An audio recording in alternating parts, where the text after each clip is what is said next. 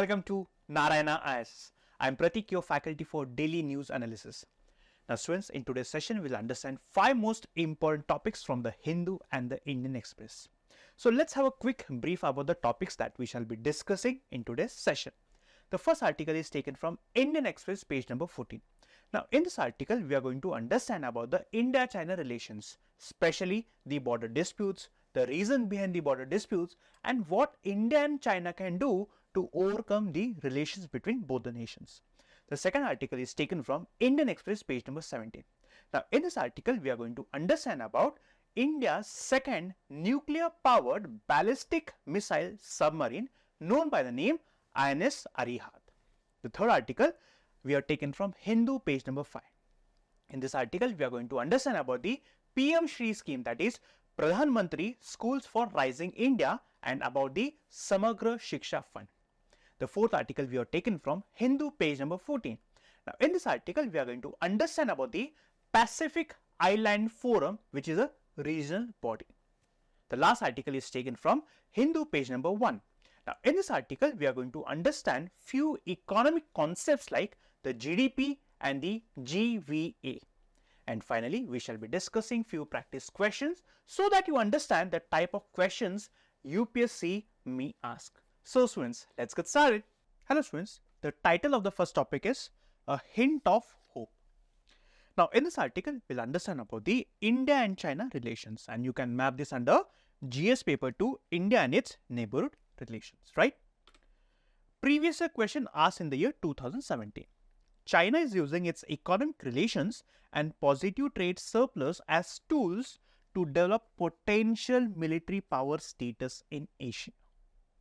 This is how a question can be asked in the UPSC examination. So let us try to understand the context. Now there are tensions between India and China. We all know that. And these tensions have escalated or worsened since the 2020 Galwan clash. And before that, the Doklam clash in the year 2017. Since then, the relations have strained between India and China, which means political economic cooperation has came to a standstill. Now, there's a recent talk between Indian and the Chinese officials. Now, these talks or this dialogue seem to be constructive and forward-looking. But the geopolitics experts of our country have cautioned optimism about a potential breakthrough, which means yes, there's a ray of hope that the relation might improve, but we have to be very, very careful. Why? Because China does this. What China does is they make a certain move in order to make the other country understand and have trust. Then again, they create tensions along the bordering region, right? So the purpose behind the dialogue or behind the talk was to normalize the relation between India and China. Now let us try to understand of the border disputes. See, the border disputes between India and China are at 3 areas: the western sector, the eastern sector, and the central sector. For example, let me show you the map. So this is the western sector. It's the most controversial, right? The 1962 war that happened between India and China happened in the western sector and the eastern sector.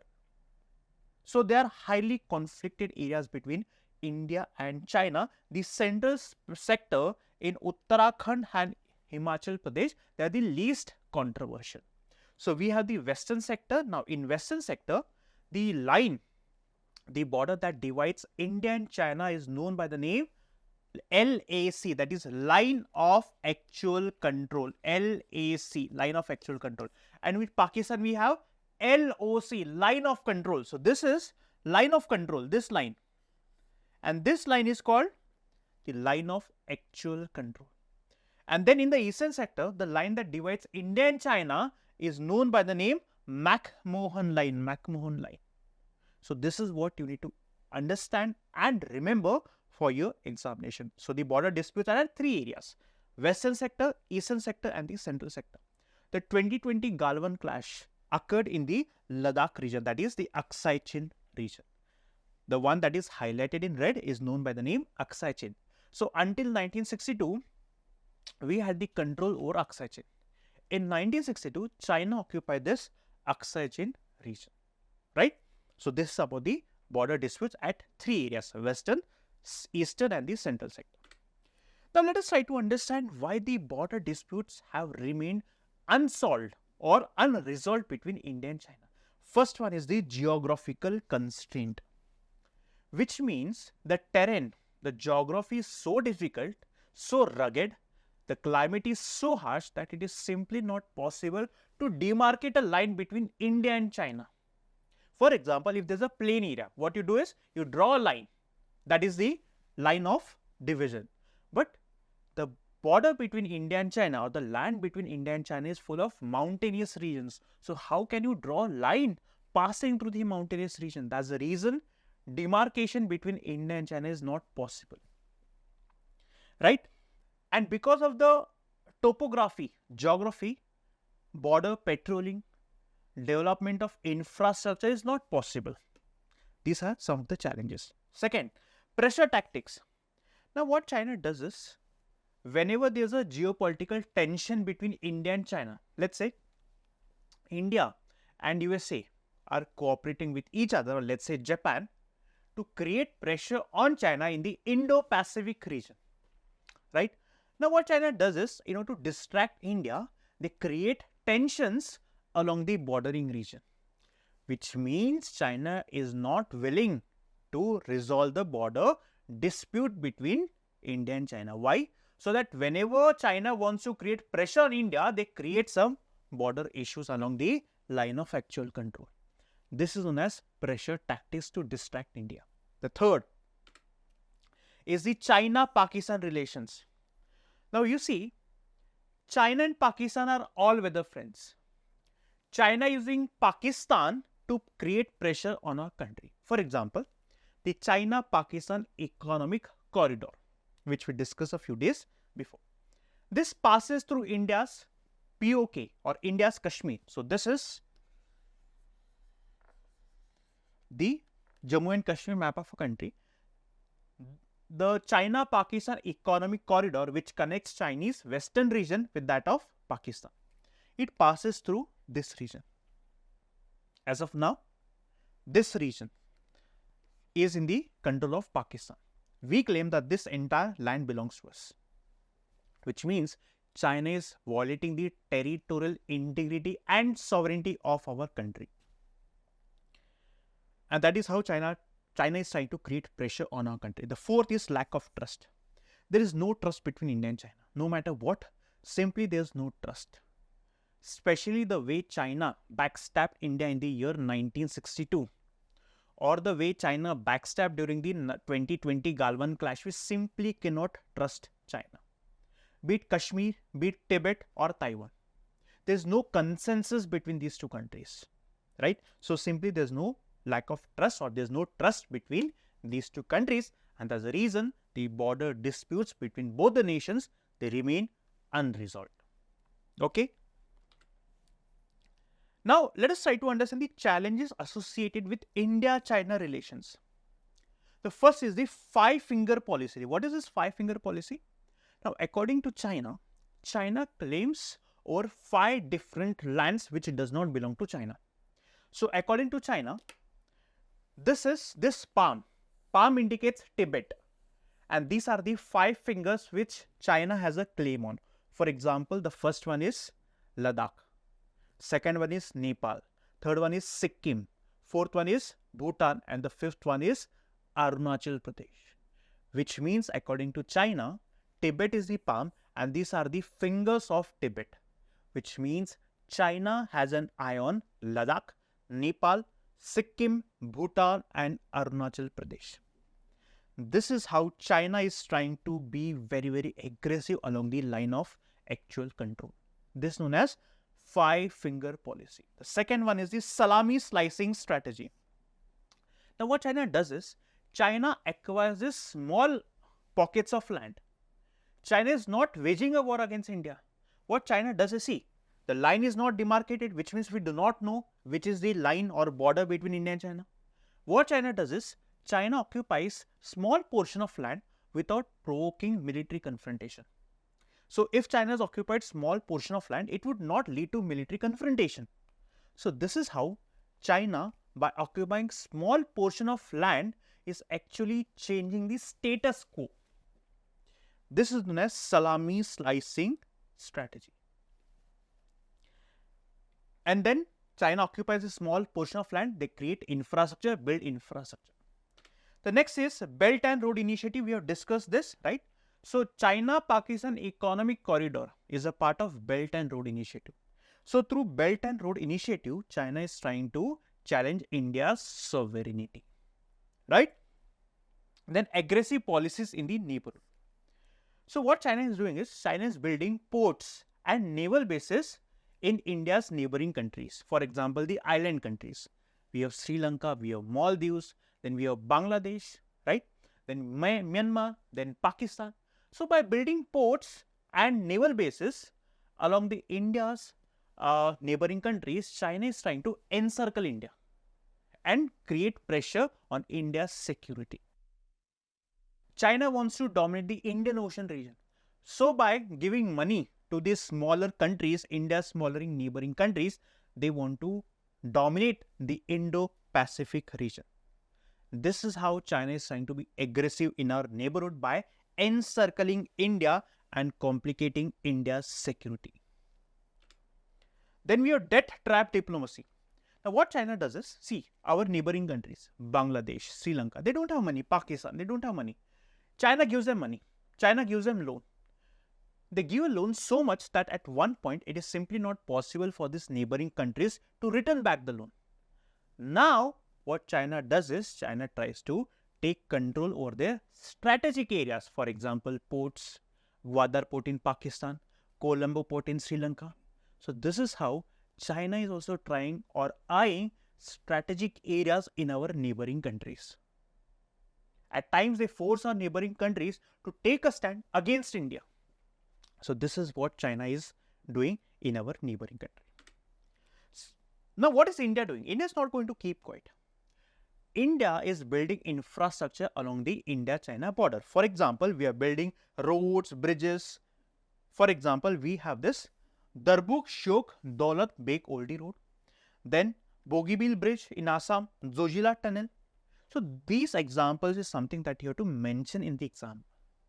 By these infrastructure projects, India is trying to improve the logistics so that whenever there is a war between India and China, we can mobilize our troops along the line of actual control as soon as possible. For that, you need roads, then you need bridges, etc. Second is strengthening border forces. For example, Indo-Tibetan Border Police, which are manned along the India-China border.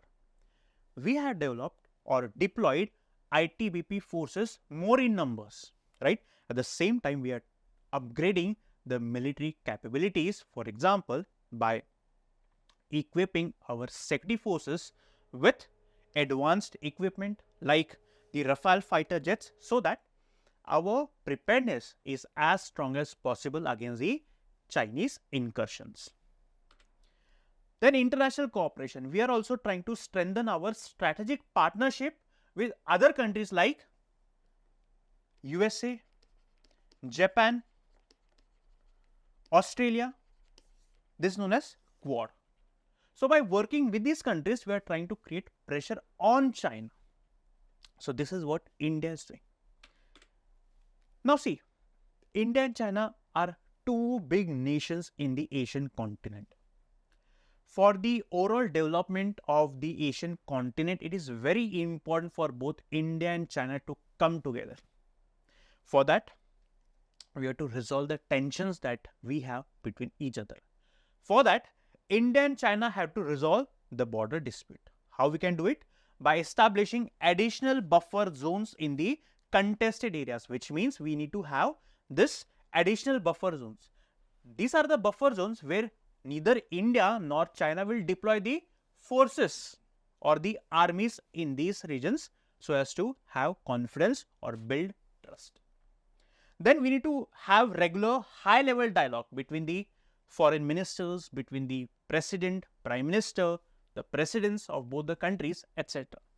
Then both the countries have to adopt this principle of mutual and equal security, thereby ensuring that military deployment along the bordering regions are mutually acceptable and non-threatening.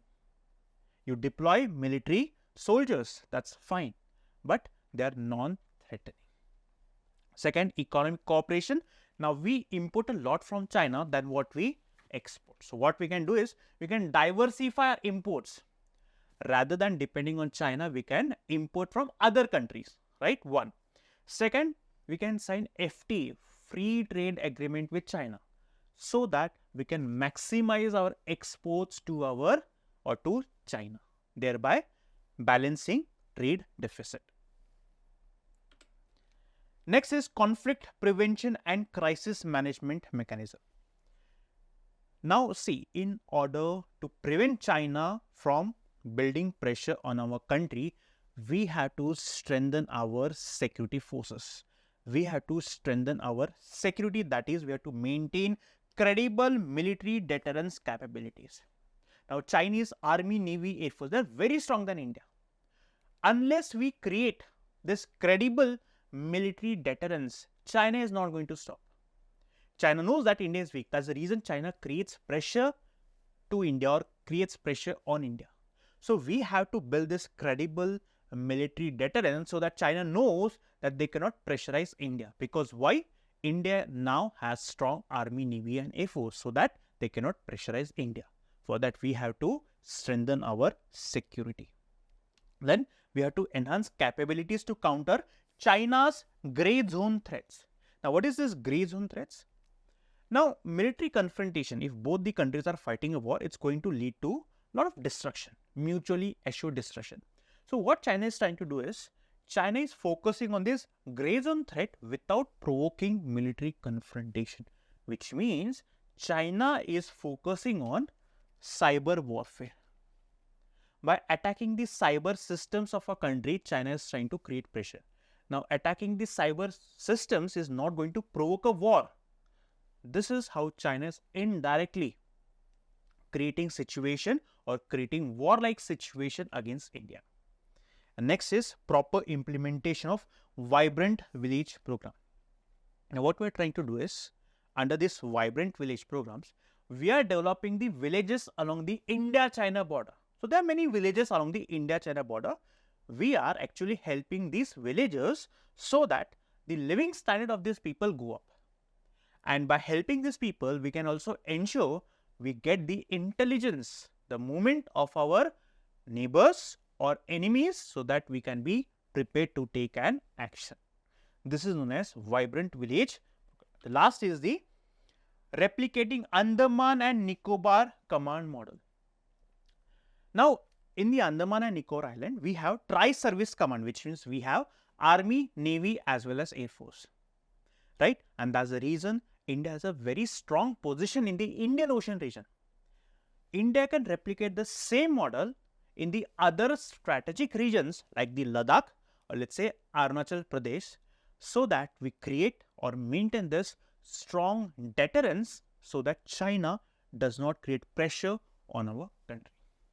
So these are some steps that we have to take in order to create a situation where India is very, very strong, and China knows that by building pressure on India is going to be of no use, right? So these are some of the steps that India has to take in order to create this deterrence capabilities, so that in future China knows that the only way where both India and China can go up is by cooperating with one another.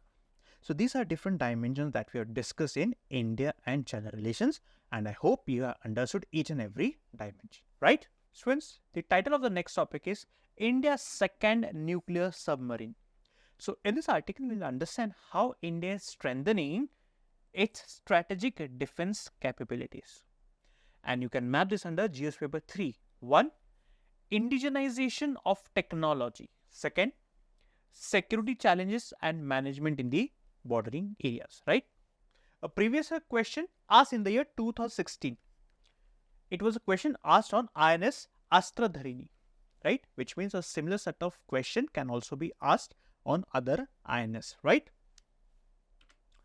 What is the context? The context is that INS Arighat has been recently commissioned, which means it has been put to use This INS Arighat is India's second nuclear-powered ballistic missile submarine.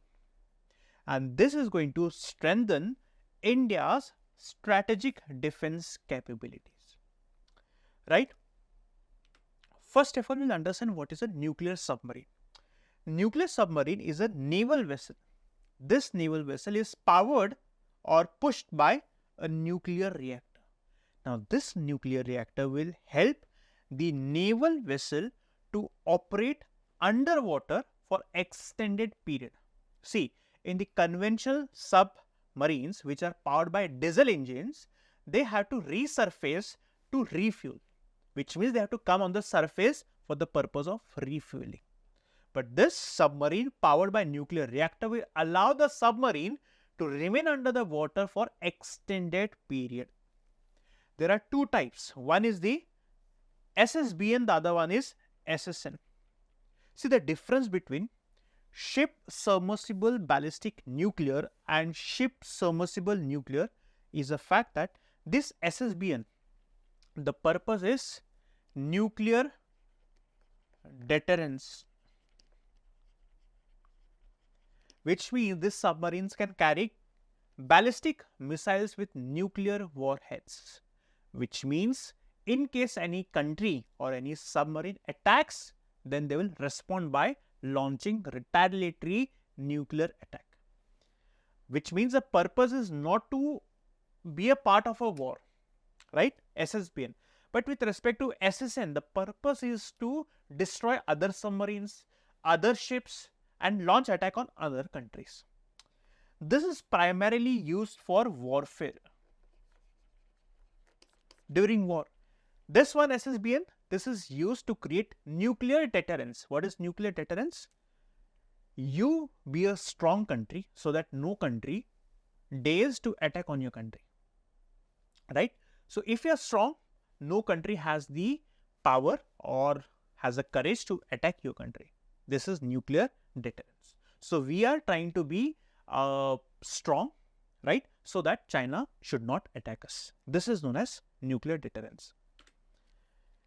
Now see, nuclear submarines, they offer several advantages over conventional diesel electric submarines. For example, they have great endurance, that is they can remain underwater for a long time, speed and operational range. But there are challenges with respect to nuclear submarines, with respect to high cost, complex maintenance requirements and the potential risk of nuclear accidents, right? Now we'll know more about INS Arighat because a question can be asked on INS Arighat. The purpose is to sustain the balance of power in the Indo-Pacific region, which means in the Indo-Pacific region, we have discussed the fact that China is trying to dominate this region. How can we counter China? By becoming strong, right? And as a reason, this nuclear powered submarine will create a strong deterrence in the Indo-Pacific region. It is armed with K-15 Sagarika missiles, which has a range of 750 km, right? Now this INS Arighat offers India with a strong and survivable second strike capability. What is a second strike capability? Which means, let's say for example, another submarine attacks our submarine and our submarine gets hit. Despite the fact that it gets hit, it has the capability to second strike or to retaliate and attack the other submarine. This is known as second strike capability, which means even after being hit, it does not destroy, it has the capability to retaliate. This is known as second strike capability, right? Again, in case let's say our country is attacked by a nuclear accident, then this INS Arighat can remain hidden in the deep water and also can launch a retaliatory attack, which means we can use a submarine to attack against our opponents as well in case our country is hit by a nuclear warhead. Now features, other features.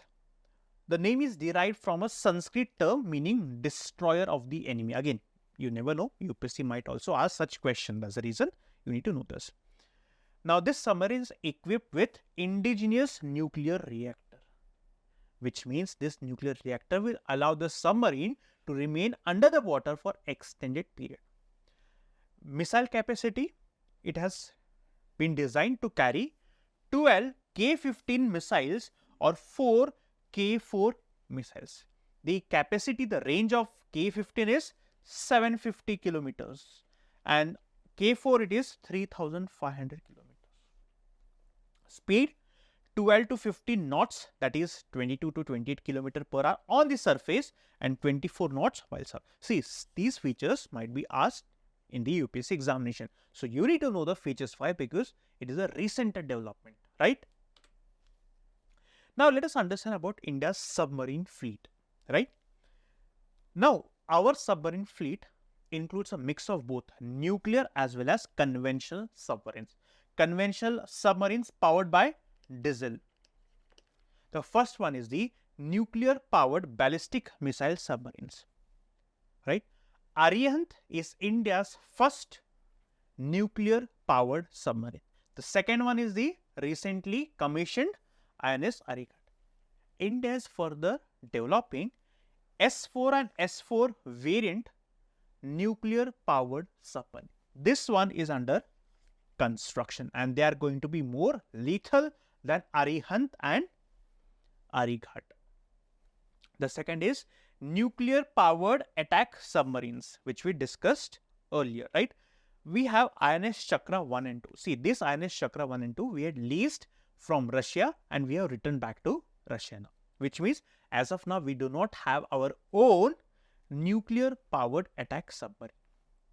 Now this INS Chakra 3 is something that we are going to get in the year 2025. And third one is the conventional submarine. Now under the conventional submarine we have the Sindhu Ghosh, then Shishumar class and then Kalavari class. So you need to remember the name of the class under the different submarine fleets. One is the nuclear power, the other one is the conventional submarines, right? Then we also need to understand about the project 75, 76, right? And the advanced technology project. See, as of now, the conventional submarine that we have built is under project 75. This project 75 involves the construction of 6 Scorpion class submarines and Kalavari class submarines, right? The purpose is to modernize India's conventional submarine fleet. As of now, as I told you, all the submarines that we have built is under project 75. Now the advanced submarine is something that we are going to build under project 76, which means under project 76 we have not developed any submarine as of now. All the submarines have been built under project 75. And the nuclear powered ballistic submarine is not a part of either 75 and 76. Very, very important for your prelims examination.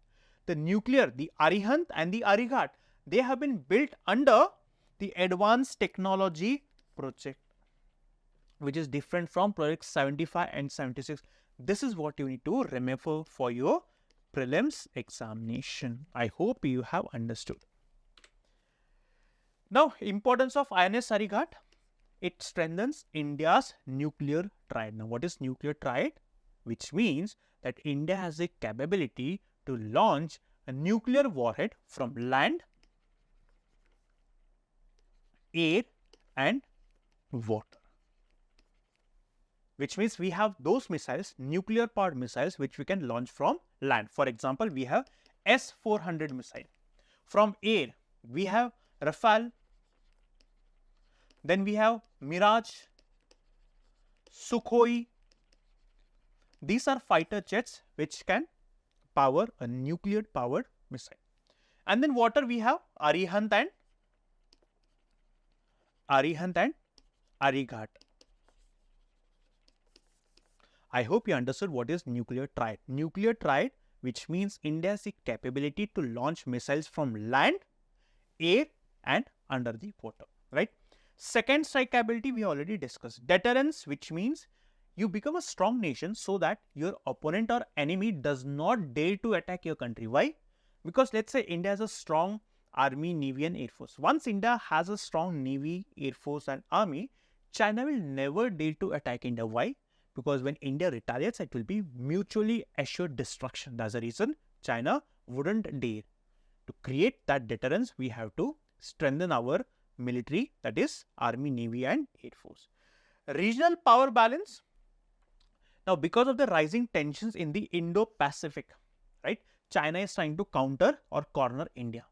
So, by strengthening our Navy fleet or submarine fleet, we can create balance of power in the Indo-Pacific region by countering China, right? This is the importance of INS Arikat. At the same time, the development of INS Arikat shows India's growing importance for self-reliance in defense technology, which means we are indigenizing the technology, we are building the technology in our own country, right? So, this is an effort to show that we are indigenizing the technology. Challenges. See, we are building sophisticated technology, right? But developing or having this sophisticated technology requires advanced technology, skilled personnel and substantial infrastructure, which currently we do not have. Second, strategic. We have to expand our submarine fleet. Why? We have to expand our submarine fleet so as to counter China or counter any major power in India's periphery, right? So, there has to be continuous at sea deterrence, right, which means we need to have a sufficient or required number of submarines so as to counter China. Third one is economic. See, when India invests in the advanced technology, right, or let's say the submarines, doesn't mean India has to invest only in the Navy submarines. Whenever the budget is sanctioned, it is sanctioned for Army, Navy and Air Force, right? So, if a bulk of money goes for the Navy, then the other sectors might get affected, right? So, you have to maintain balance. The third one is, or the fourth one is geopolitical. Now, if India will try to strengthen its capability or power, the other countries might also increase their power. Let's say Pakistan. Seeing India investing in its defense, Pakistan might also invest more and more in the defense, which means more and more number of countries are investing a substantial amount in defense, which means they're enhancing the defense capability.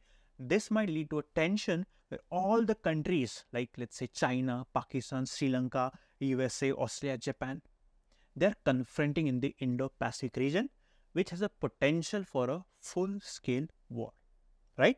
These are some of the challenges.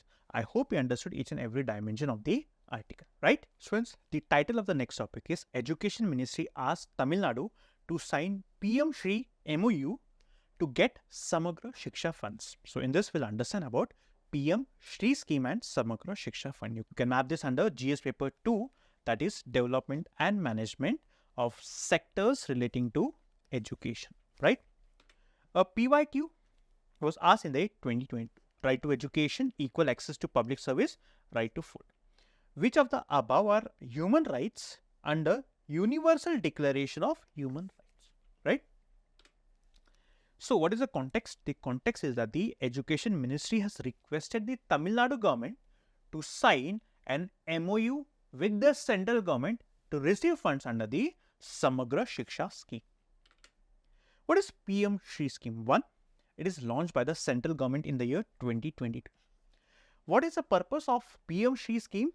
To develop schools as model schools, thereby implementation provisions of the national education policy, which means certain schools will be transformed into excellent schools, exemplary ones, where scientific education will be imparted, or the provisions which are part of national education policy will be imparted, which means there will be no rote learning, there will be action-based learning, experimental learning. So, such type of schools will be created, right?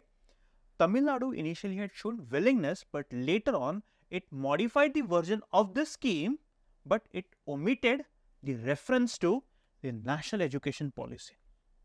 That's the reason funds were not released, right? Now, funds are released under the Samagra Shiksha scheme. Now, what is Samagra Shiksha scheme? The Samagra Shiksha fund is the fund allocated under the Samagra Shiksha Scheme. Now, Samagra Shiksha Scheme is a comprehensive education initiative launched by the Government of India. The scheme, the Samagra Shiksha Scheme, is designed to ensure inclusive and equitable quality education from preschool through senior secondary schools. Very, very important point for your prelims examination. Primary goal is to enhance the quality and accessibility of education, right? So, the point is, the provisions of National Education Policy is being implemented through PM Shri scheme, and the funds are dispersed through the Samagra Shiksha Fund, right? And the funding structure. The funding structure, it is a collaborative financial arrangement between the central government and the state government, which means the funding will be 60:40 between the central and most of the states. 60% the central government would contribute, 40% the state government would contribute. 90-10 for the northeastern states, which means 90% central government, 10% for the northeastern states, and 100% for the union territories. Such type of points will be asked in the prelims examination. I hope you understood the topic, right? Students, the title of the next topic is Members at Pacific Islands Forum back joint police plan, maintain Taiwan ties. So, in this article, we'll understand about the Pacific Island Forum, and you can map this under GS paper 2 as well as prelims examination, that is current events of international importance. PYQ. The question was asked on Trans-Pacific Partnership, which means a question can also be asked on the Pacific Island Forum, right? That's the reason you need to understand and remember such important regional institutions. Now, what is the context? There's an annual meeting of the Pacific Islands Forum commence in Nuku'alofa, which is the capital city of Tonga, right? Now, what is this Pacific Island Forum? It is an intergovernmental organization established in 1971. Very, very important. There are 18 countries part of Pacific Island Forum. Now, this is the map of all the 18 countries that are part of Pacific Island Forum. As the Pacific region or the Indo-Pacific region is in the news, so expect UPSC to ask a short question on the Pacific Island Forum or the Pacific countries. For example, they might ask a question on this Nuku'alofa, which is the capital city of Tonga. Now, here is Tonga. Here is Tonga, right? So, these are the 18 countries. You don't have to mug up all these countries, but you have to just keep on revising. You need to know which are the countries in the Pacific Island Forum. You don't have to mug it up, right? What is the goal? The goal is economic growth of all the countries. Political governance should improve, the security situation should improve, and there should be regional cooperation, which means all the countries should cooperate with one another. It envisions a resilient Pacific region, which means the Pacific region should be safe. There should be cooperation, there should be no tension. All the people, the countries should live in peace, harmony. There should be social inclusion. There should be no social injustice, and people should live in harmony. This is the purpose.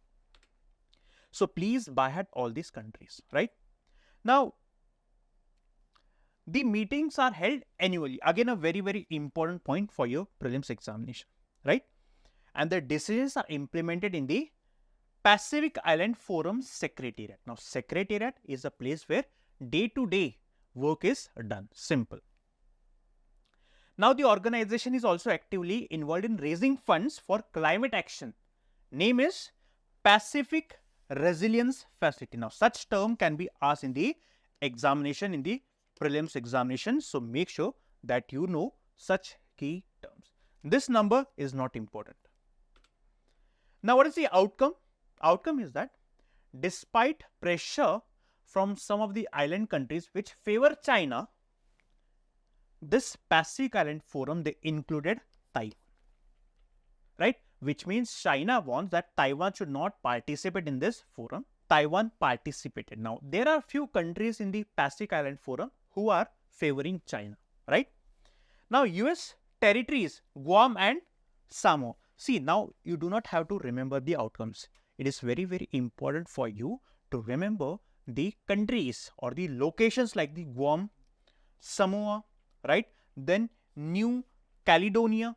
So these are some of the important locations, countries or islands that you are supposed to remember so that you will be in a position to attempt the question in the prelims examination, right? Now, how is this Pacific Island Forum important for India? We have discussed about the Indo-Pacific region, right? Where China is trying to emerge, or China has emerged a very, very big player. We have to counter China. So, India can work with these countries so that we can counter China. Very, very important. Geopolitical influence. We have to work with these countries. Next, maritime security. By working with these countries, we can ensure that we secure the maritime region. Now, this maritime region is very, very important for seamless movement of people and trade. That's the reason the maritime space should be secure. So, we can work with these countries to secure the maritime region. Third, climate change collaboration. Now, most of the island countries are vulnerable to climate change. So, they can work with countries, in the Paris Agreement. They can be a part of the Paris Agreement so that India and these countries or forum can work towards building sustainable development and disaster resilience, right? Economic cooperation. Now, these Pacific Island countries are rich in tourism, fisheries and natural resources. We can strengthen the relation with these island countries so that we can open up new markets for our businessmen or business people in our country. At the same time, the Indian business people can go to these countries to start a business, right? Developmental assistance. India also provides development assistance to these countries. For example, we have helped them to establish solar projects under the International Solar Alliance. This is how India can work with these Pacific Island countries to ensure that the Pacific region is safe and secure. At the same time, the trade and economic relations can be built between India and the Pacific Island countries, because there are many Indians also living in these Pacific Island countries. So, we can build a soft power wherein people-to-people ties can be enhanced, right? So, these are the steps India can do in order to strengthen ties with these Pacific Island countries, right? Students, the title of the next topic is at 6.7% growth slid to 5-quarter low in quarter 1. So, in this article, we will try to understand about two key economic terms. One is GDP and GVE. We'll understand the difference between GDP and GVE. And you can map this under prelims as well as means economy GS paper 3. A previous question was asked on the economic policies post liberalization in the year 1991, right?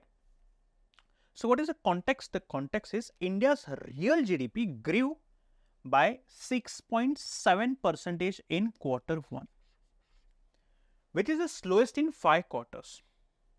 But the real gross value added growth outperformed GDP growth for the first time in a year, right? So, here, unless you understand the difference between GDP and GVA, you will not understand what is the context, right?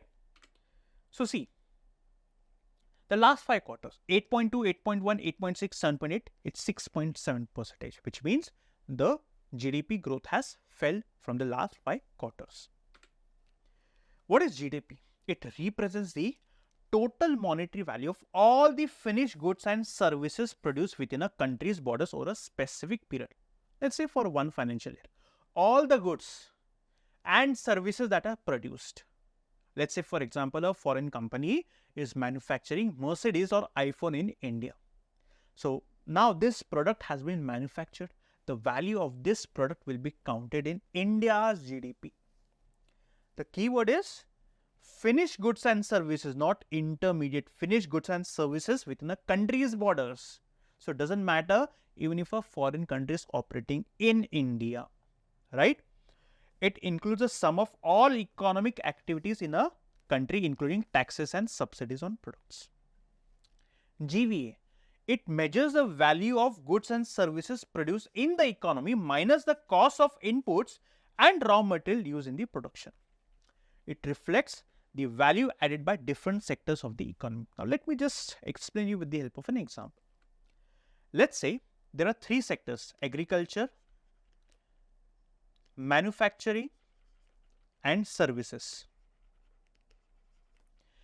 And the GDP of agriculture sector, let's say agriculture, it produces value worth 1 lakh rupees, right? Manufacturing sector, it produces goods worth, let's say, 2 lakh rupees, and services, let's say, 3 lakh rupees. But the input cost, for example, let's say agriculture has produced crops worth 1 lakh rupees, but the input cost like the fertilizers, subsidies amounted to, let's say, 20,000 rupees. For manufacturing, let's say 50,000 rupees, and for services, let's say 80,000 rupees, right? Now, if you minus GDP, if you minus the input cost from the GDP, let's say if you are minusing this, this is 80,000, this is 1.5 lakh, right? And this is 2.2 lakh. This is the GVA. What is GVA? See, what is GVA, which means it reflects the value added by different sectors. We are not calculating the input cost in this. We are calculating the value of every sector. Very, very important. So, GDP is, the overall GDP is the GVA plus taxes on products minus subsidies on products. This definition is very, very important for your prelims. This equation shows that GDP is derived from GVA by adjusting the taxes and subsidies, right? See, the difference is GDP, it is a broad measure of the overall economic activity and health of the country. Overall, it talks about the overall economy. Now, in the overall economy, there are so many sectors, so many businesses, but GVA is talking about a particular sector. In order to understand if the automobile sector is increasing, or the value of automobile industry, or let's say the semiconductor industry is increasing or decreasing, we can understand this by GVA, that is gross value added. We'll understand which sectors are growing and which sectors are not growing with the help of GVA and not GDP. This is the difference between GDP and GVA. I hope you understood the difference, right? Students, it's now time to discuss few questions so that you understand if you understood all the topics that we discussed earlier. The first question is on INS Arichat. INS Arichat is the first nuclear powered submarine. No, it is the second nuclear powered submarine. The first is the Arihant. India's Project 75 is aimed at building nuclear powered. No. Project 75 deals with conventional submarines. We already discussed this in the explanation, right? So, even this statement is incorrect. Option D is the correct answer for question number 1. Question number 2. The Pacific Resilience Facility is sometimes mentioned in the news is established by. See, we did discuss and we did emphasize this point that they created a fund. The Pacific Island Forum, they created a fund to combat climate change, and it is known by the name Pacific Resilience Facility. C is the correct answer for question number 2. The third one, with reference to Samagra Shiksha Fund, consider the following statements. Now, this fund is aimed at improving the quality and accessibility of education from preschool to senior secondary levels in India, right? This is correct. We did discuss. The funding structure for the Samagra Shiksha Fund allows a 90:10 cost sharing ratio between the central government and all the state governments. Wrong. For most of the states, it is 60:40. For Northeast, it is 90:10. And for UTs, it is 100%. This one is incorrect. The scheme is aligned with the objectives of the RT and NEP of 2020. Yes. UTs without a legislation receives 100% funding. Yes. 1, 3 and 4 Option B is the correct answer for question number 3. Next, question number 4, GDP and GVA. GDP includes sum of all economic activities in the economy, including the taxes and subsidies. Yes, this is what we discussed. GVA measures the value of goods and services produced in the economy minus the cost of inputs and raw materials. Yes, we did discuss with the help of an example in the explanation. GVA solely uses a broad measure of the overall economic activity. No, GDP is used as a broad measure to understand about the overall economic situation. 1, 2, option A is the correct answer. Now, which of the following best defines a nuclear triad? The ability to launch nuclear weapons from land, air and sea. Yes, exactly, this is what nuclear triad is. But let's read the other options. The position of 3 different types of nuclear, wrong. The capability to interpret and destroy nuclear missiles, wrong. The development of nuclear weapons by 3 allied, wrong. So option A is the correct answer for question number 5. Means practice question. How can India and China resolve their border disputes, considering that cooperation between both the nations is essential for regional security? So, in the introduction, you have to mention about the India-China border disputes, especially at the western sector, eastern sector and the central sector. And then you have to write how important it is for both the countries to resolve the tensions between them so as to make the region stable and secure. Then in the body, you have to mention how India and China, the relations between both the nations is important for regional security, which means the relation between India and China, right?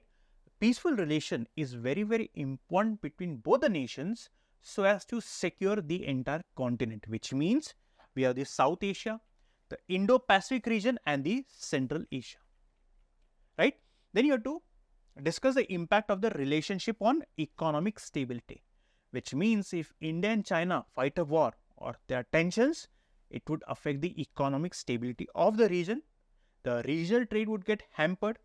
The security of not only India and China, but the security of other countries would also get hampered, right? Then you have to mention the challenges in resolving the border disputes.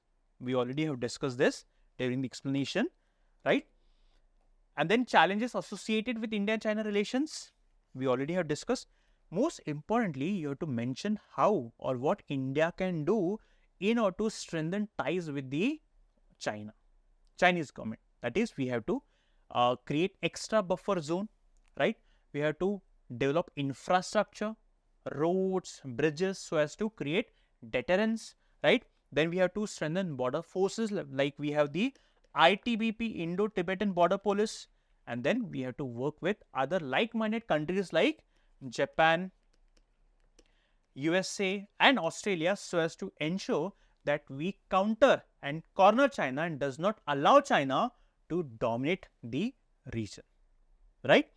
And most importantly, in the conclusion, you have to mention that the cooperation of both the nations is important so as to secure the region security-wise and then to ensure that there is seamless trade and economic development happens of each and every country. This is how you can conclude the answer, right? I hope you understood how to write the means-based answer, right, students? So that's it. We are done with our DNA session. I hope you understood all the 5 articles that we have discussed in today's session. So students, if you want us to continue with our DNA, then please do like, share and support Narayana IAS. Thank you so much.